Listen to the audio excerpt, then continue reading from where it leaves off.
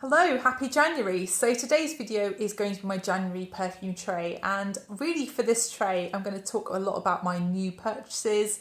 I'm really excited to wear those. Those are the ones that I've been reaching for throughout December, and therefore those should be on my tray in January because those are the things that I'm feeling excited to wear.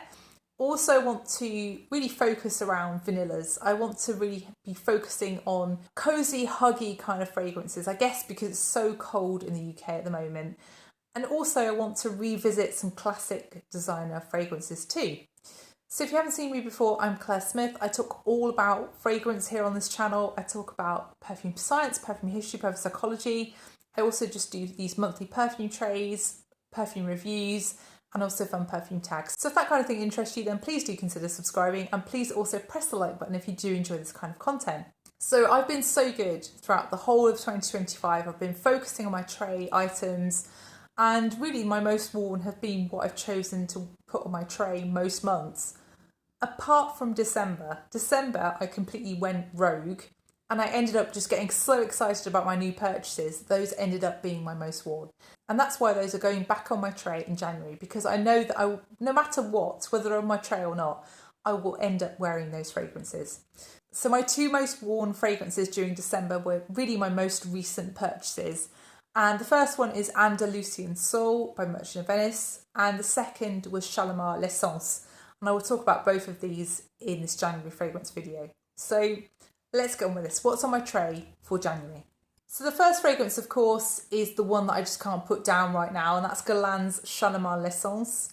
So I've been wearing this one to work, and I've been really enjoying it. It's just so sort of warm and enveloping. My office is actually quite cold. If I don't close the door, it gets really, really cold in there. And this one just feels really nice with my scarf on, keeping warm in my office. It's really just a bit of a smoky vanilla amber kind of fragrance. It's warm, it's resinous, but it's definitely a different take on the traditional Shalimar DNA. It still is noticeably a Shalimar, but it takes Shalimar in a completely different direction. It moves away from that animalic facet, it moves away from that really kind of citrusy opening, and it moves away from the leather.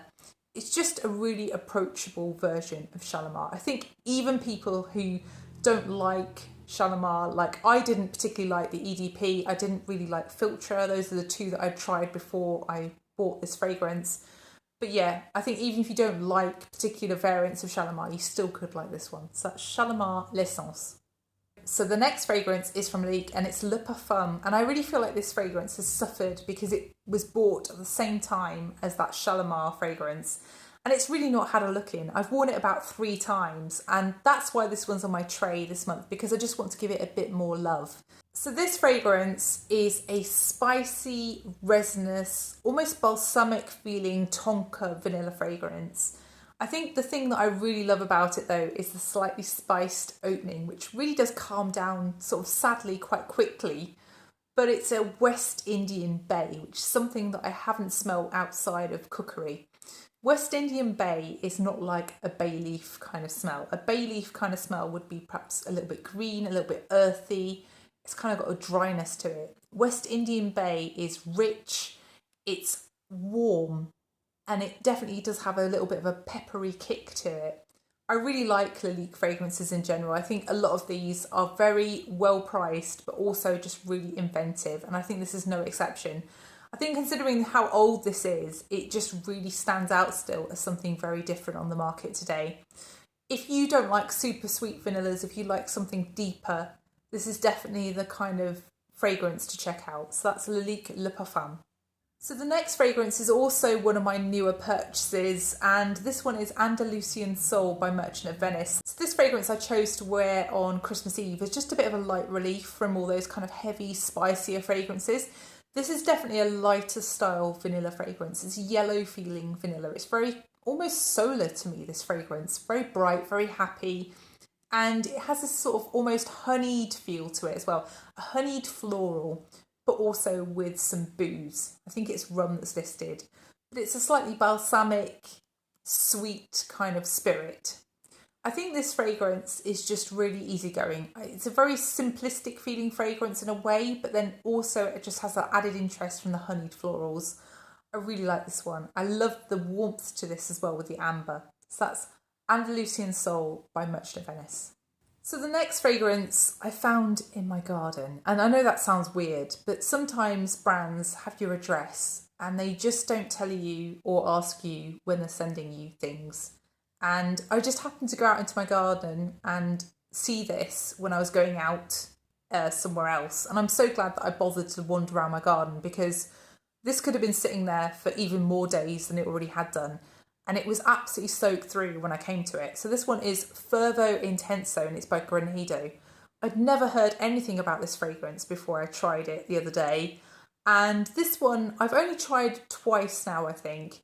It's quite a powdery fragrance. It's a little bit boozy, it's a little bit cocoa-y, and it's also a little bit nutty. And I'm not sure where the nuttiness is coming from in this fragrance, but it's something along the lines of something like Angel Share. It doesn't smell exactly like Angel Share.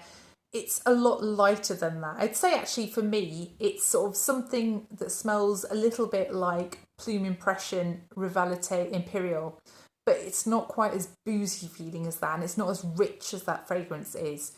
But it definitely does have that powderiness of that fragrance.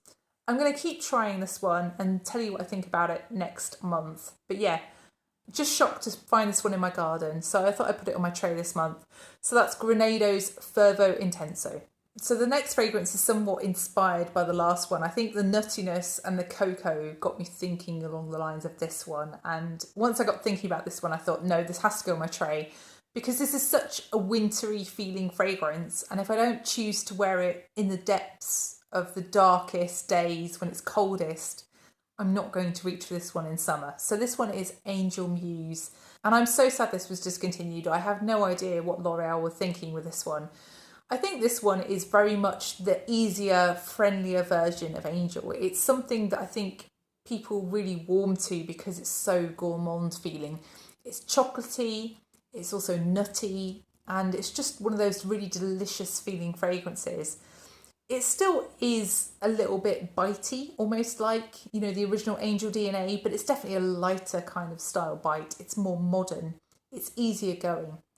I think this one is just sadly missed, isn't it? And I just need to enjoy it while I still have it. So that's Angel Muse by Mugler.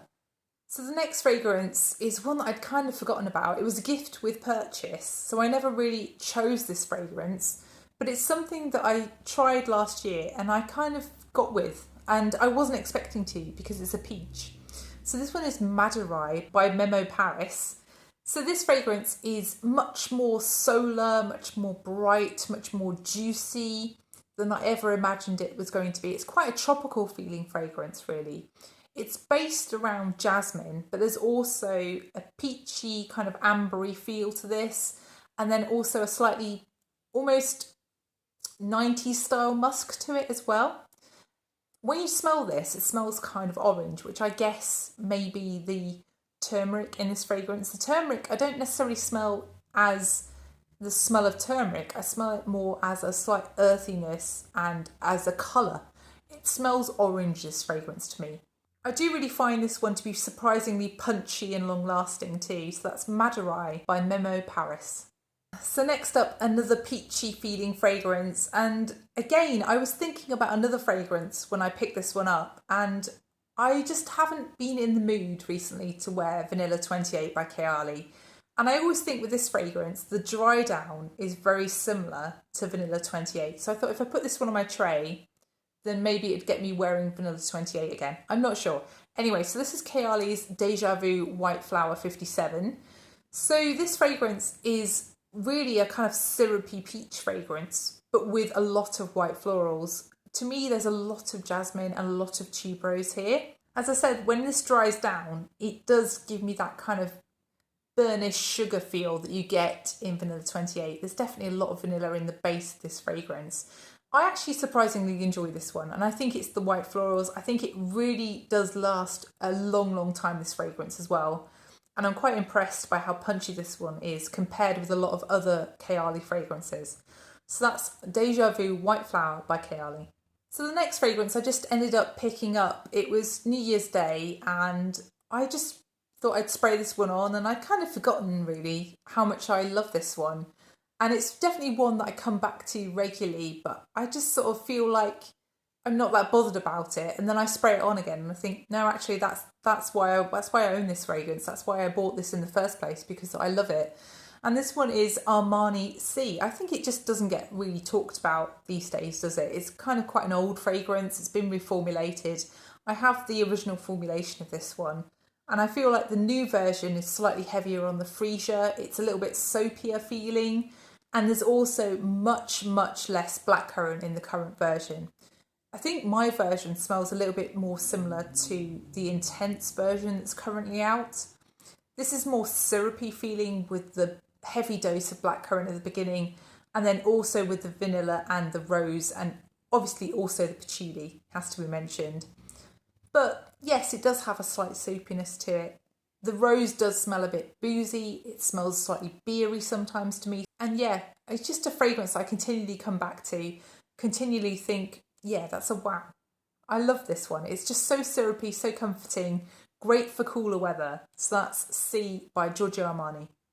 The next fragrance is another one of my favourite designer fragrances, and this one is from Guerlain. This is Mon Guerlain. So I think this is a classic again, isn't it? It's that pillowy, soft feeling, tonka laced lavender fragrance. It's really softened by the iris and also the sandalwood in this fragrance. It gives it that pillowy softness that is addictive. The musk too here is just very soft, and it gives it a lovely trail. The point of interest though is the licorice. That's the thing that makes you sort of sit up and notice this one. And I think this just has that lovely sweet spot between something that is quite subtle, but it still projects, it still lasts, it still leaves a trail. It's a very signature scent kind of feeling fragrance. And really, I think this is one that I just won't ever be without. So that's Mon Guerlain by Guerlain.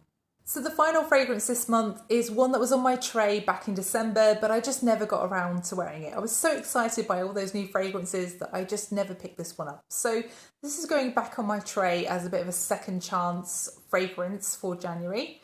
And this one is Pomegranate Noir by Jo Malone. It's such a spicy fragrance that is something that I just won't reach for in springtime. It will be next autumn by the time that I reach for this one again. So I'm putting this on the tray so I can hopefully wear it in January. This one is just full of cloves. Cloves are the biggest smell here, and that gives this fragrance quite a dryness, but there's also quite a fruitiness. It smells like preserved fruits like red currants, perhaps some plums, other dried fruits that you might find in things like Christmas cakes this time of year. And it's also just got this lovely kind of dry woodiness and even a smokiness. It makes me think of being by a fireside. It makes me think of walking in woods outside. It's quite resinous too. It's just very winter. That's the time when this one shines. It smells the best. It lasts longest when it's coldest. So that's Pomegranate Noir by Jo Malone. So that's the final fragrance in this video. I hope you've enjoyed it. If you have enjoyed it, then please do press the like button, and please also consider subscribing if you haven't done already. And please let me know what you've been wearing so far in January and what you'll be wearing for the rest of this month. So thank you so much for watching, and I'll see you in the next one. Bye.